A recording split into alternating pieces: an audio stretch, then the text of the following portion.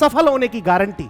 स्वामी विवेकानंद जी बहुत सारी बुक्सों का अध्ययन करते थे, लेकिन उनको समझ में नहीं आ रहा मैं पढ़ क्या रहा हूं और क्यों पढ़ रहा हूं। इस बात को लेकर वो बहुत परेशान थे कि वो लक्ष्य को प्राप्त करना चाह रहे थे, वो लक्ष्य की प्राप्ति नहीं हो पा रही थी। तो इसी बात को लेकर वो रामकृष्ण परमहंस जी गुरुजी के पास गए और रामकृष्ण परमहंस जी से पूछा, गुरुजी मैं पढ़ता बहुत हूं लेकिन मेरे कुछ समझ में नहीं आ रहा, मैं क्यों पढ़ रहा हूं और क्या पढ़ रहा हूं। तो रामकृष्ण परमहंस जी ने उनसे कहा कि मैं बताता हूं, ये जो बुक्स है आप ले जाओ इसको और इसका अध्ययन करो घर जाकर। तो स्वामी विवेकानंद जी ने गुरुजी पर भरोसा किया, उस बुक को लेकर घर जाकर पढ़ा, रात भर पढ़ा और अगली सुबह गुरुजी रामकृष्ण परमहंस जी के पास गए और गुरुजी से कहा मैंने ये बुक्स पढ़ी है। तो रामकृष्ण परमहंस जी ने कहा कि बुक्स पढ़ी, अच्छी बात है, पढ़ना भी चाहिए। अब ये इस बुक्स को अपने पास लो, निचोड़ने की कोशिश करो।